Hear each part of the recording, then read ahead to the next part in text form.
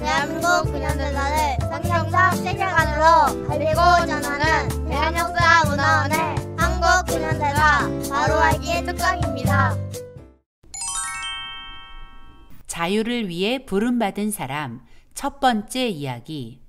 드디어 역사의 무대에 등장한 이승만의 이야기를 시작합니다. 지난 시간까지 종의 멍에를 짊어진 채 고통당하던 조선에 조선을 자유케 하라는 하나님의 명령을 받고 조선에 온 선교사들의 이야기를 살펴봤습니다.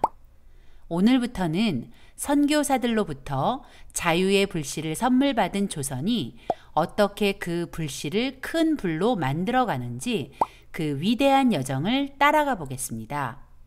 대한민국 탄생의 위대한 여정. 지금부터 시작합니다. 잠깐 성경 이야기를 해야 할 것 같습니다. 출애굽기 3장 7절에서 10절을 보겠습니다. 여호와께서 말씀하셨습니다.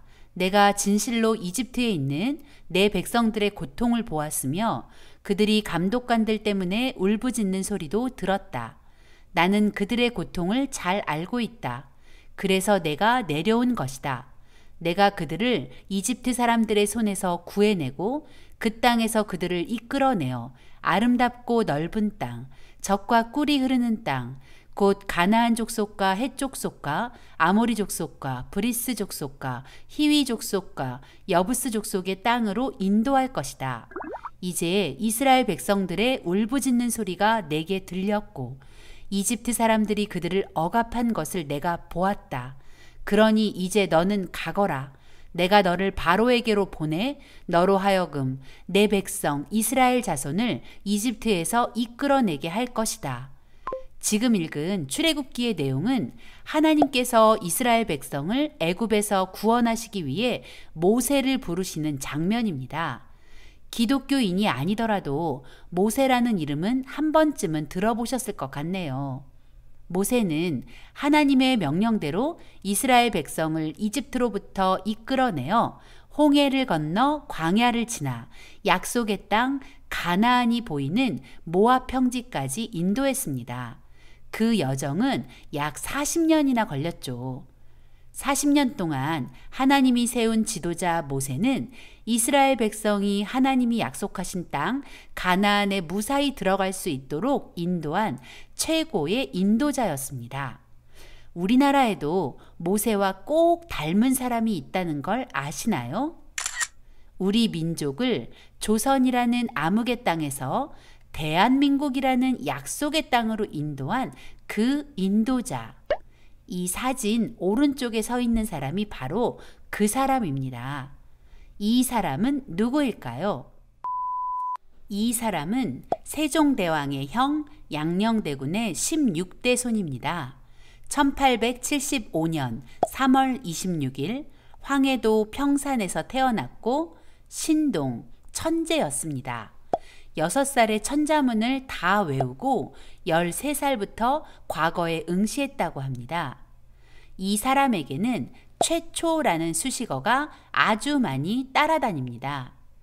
최초의 왕족 출신 기독교인, 우리나라 최초의 일간지 매일신문 창간, 우리나라 최초의 미국 박사학위 소지자, 한국인 최초 미국 내 베스트셀러 작가, 우리나라 최초의 신채시 작가, 우리나라 최초의 대통령. 이쯤 되면 이 사람이 누구인지 아시겠죠? 네, 바로 대한민국의 건국 대통령 이승만 박사입니다. 자, 이제부터 우리 민족의 자유를 위해 부름받은 사람 이승만, 그리고 이승만을 사용하셔서 자랑스러운 대한민국을 건국하신 하나님의 웅장한 섭리의 역사를 소개합니다. 이승만 박사는 우리나라 건국 대통령입니다. 하지만 이상하게도 대한민국은 이승만 대통령에 대해 잘 알지 못하고 오히려 심각한 오해를 하고 있습니다. 남북 분단의 원흉, 부정부패자, 독재자, 친일파, 미국의 앞잡이, 6.25 전쟁이 일어나자 국민을 버리고 도망친 사람, 학살자, 부정선거로 대통령이 된 사람 등 너무나 황당한 오해를 하고 있습니다. 그 오해대로라면 이승만은 지독한 악당입니다.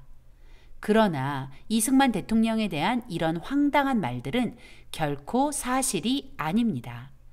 치밀하게 계획된 역사 왜곡으로 만들어낸 가짜 뉴스일 뿐이죠.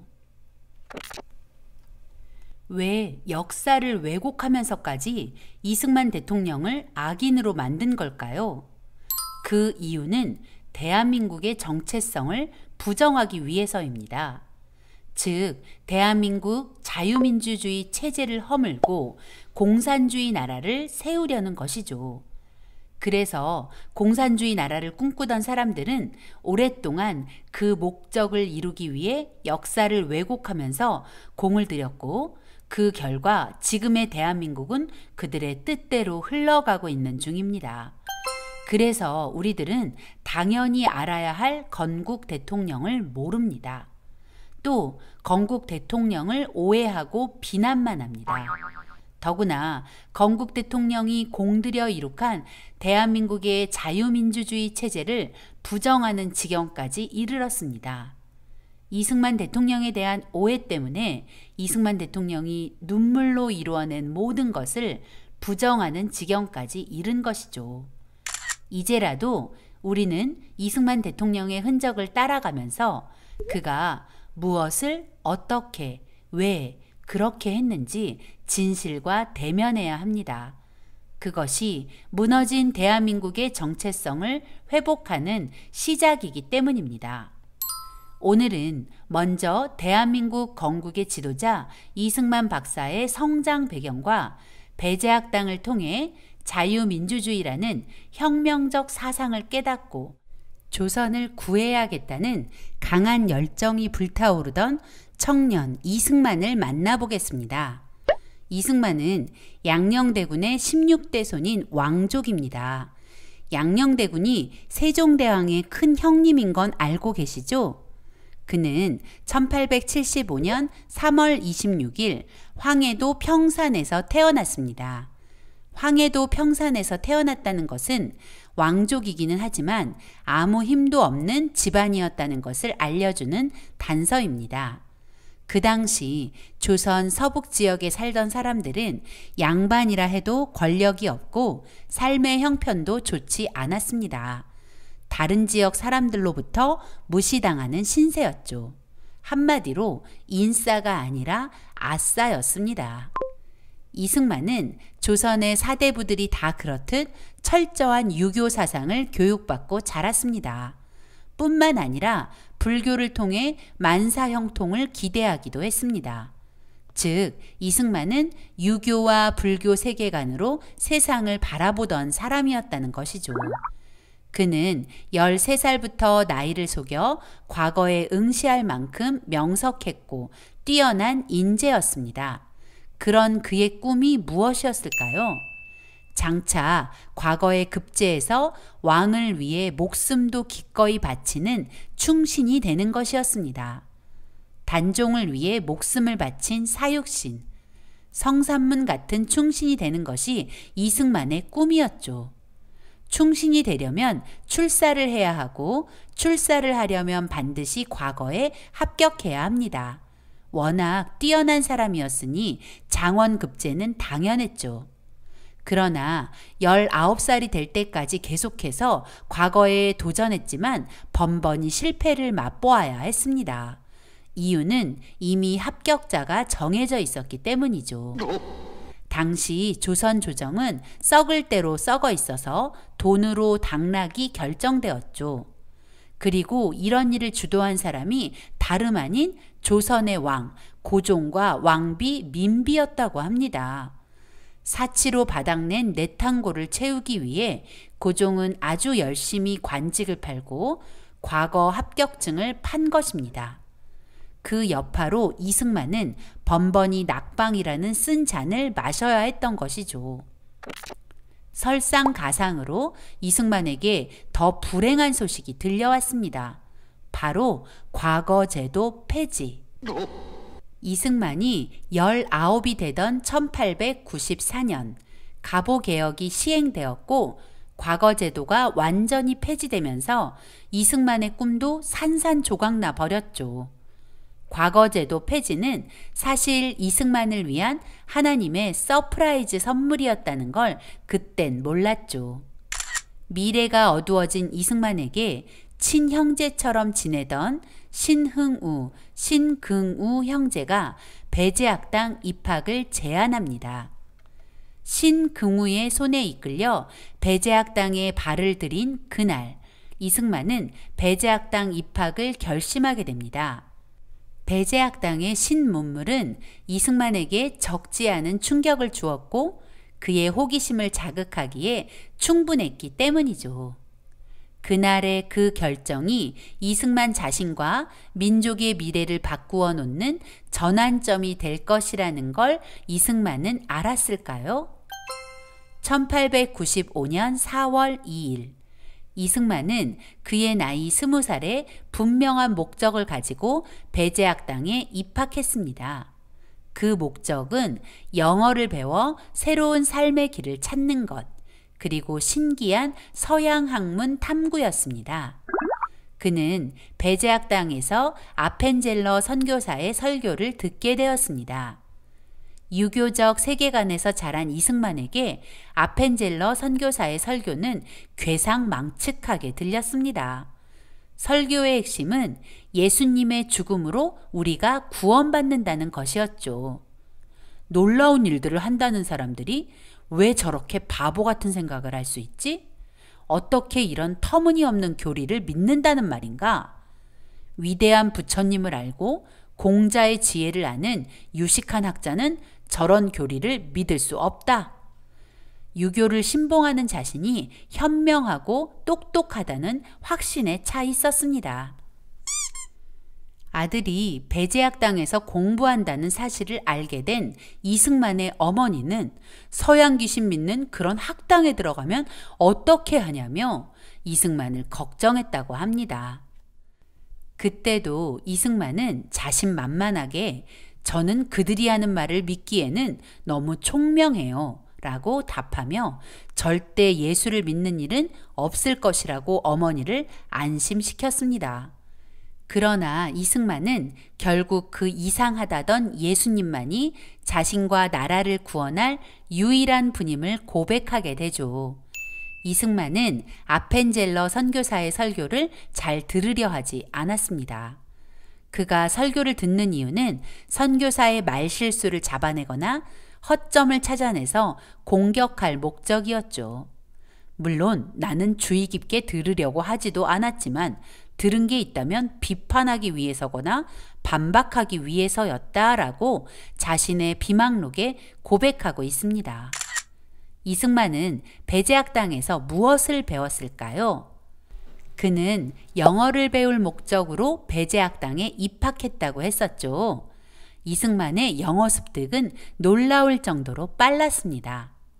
영어의 기초를 배우고 난 후 파이팅 선교사에게 한글을 가르치며 그의 영어 실력이 더 급속히 성장하게 되었다고 하네요. 얼마나 영어 실력이 급속히 향상되었던지 배제학당에 입학하고 6개월 만에 배제학당 신입생들의 영어 교사가 되었다고 하니 정말 놀라운 실력이죠. 그리고 졸업할 때는 졸업생 대표로 유창한 영어 연설을 해서 사람들을 놀라게 했다고 합니다. 그의 탁월한 언어 실력은 후일 한성 감옥에서 영어 원서를 읽으며 세계 정세를 파악하고 통찰력을 키워가는 중요한 도구가 되었죠. 이승만은 배제학당에서 영어보다 더 중요한 가치를 발견하게 됩니다. 바로 자유와 평등 그리고 민주주의입니다.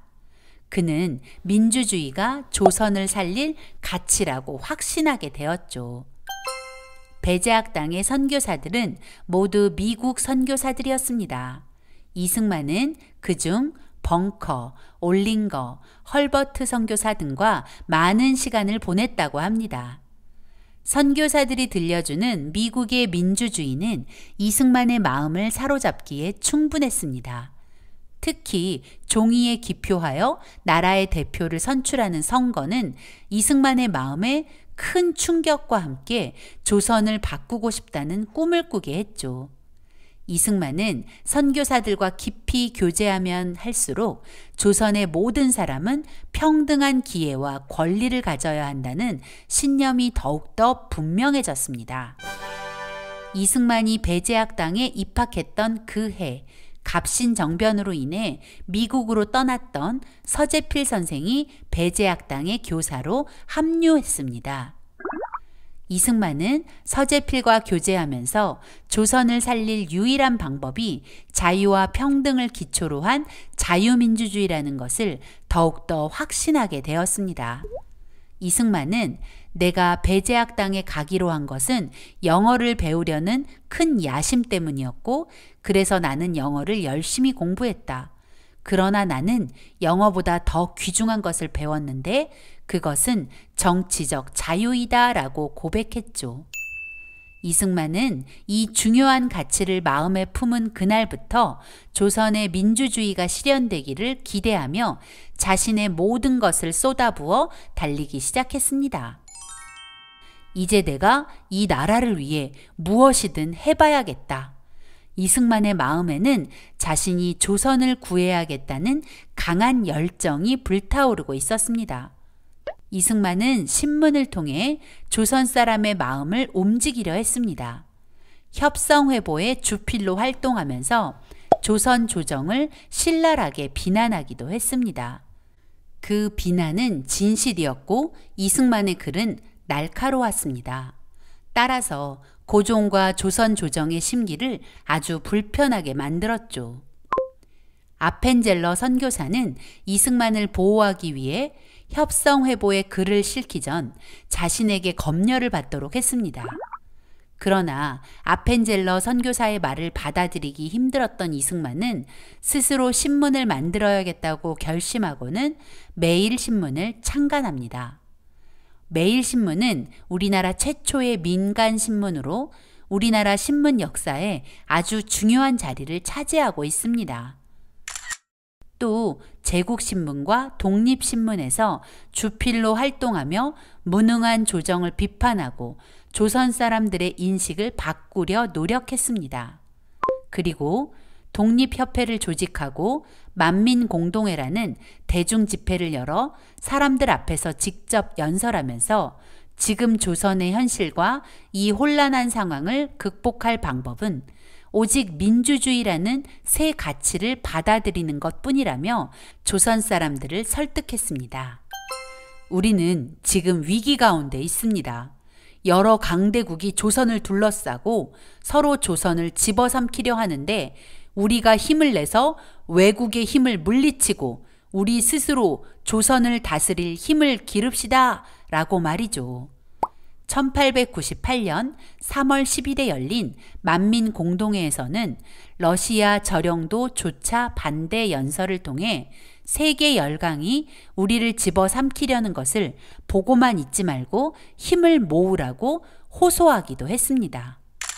이승만은 신문과 만민공동회를 통해 조선을 빼앗으려는 일본, 러시아, 영국으로부터 우리나라 주권을 지키고 독립을 보존하자는 주권 수호 운동과 무능한 조정 대신들 나와라, 군주제를 개혁하자 라고 외치며 입헌 군주제 개혁을 주장했습니다. 다른 나라에 휘둘리지 말고 스스로 주권을 행사하는 나라가 되자는 주권 수호 운동, 그리고 왕을 부정하지는 않지만 정치는 정치가들에게 맡기자는 입헌 군주제. 이승만의 이러한 강력한 주장에는 분명한 이유가 있었습니다. 갑신정변과 텐진조약, 그 결과물인 청일전쟁, 그리고 을미사변과 아관파천 등의 굴욕적 역사 속에서 고종과 조정 대신들은 반성 없이 점점 더 나라를 망쳐가고 있었기 때문입니다. 그런 사이 러시아와 일본은 조선을 빼앗으려 으르렁거렸습니다. 그럼에도 불구하고 고종에게는 입헌 군주제 개혁이 마치 역무처럼 느껴졌고 러시아와 일본 사이에서 눈치만 보던 조정은 주권 회복엔 관심이 없었습니다. 결국 고종은 독립협회와 만민공동회를 탄압하기에 이르렀습니다. 그러나 백성들의 반발과 계속되는 항의에 견디다 못한 고종은 1898년 11월 29일 독립협회와 만민공동회 사건을 무마하기 위해 헌의 6조 실시를 약속했습니다. 헌의 6조는 다음과 같습니다. 1. 외국인에게 의지하지 말고 관민이 한마음으로 힘을 합하여 전제 황권을 견고하게 할 것. 2. 외국가의 이권에 관한 계약과 조약은 각 대신과 중추원 의장이 합동 날인하여 시행할 것. 3.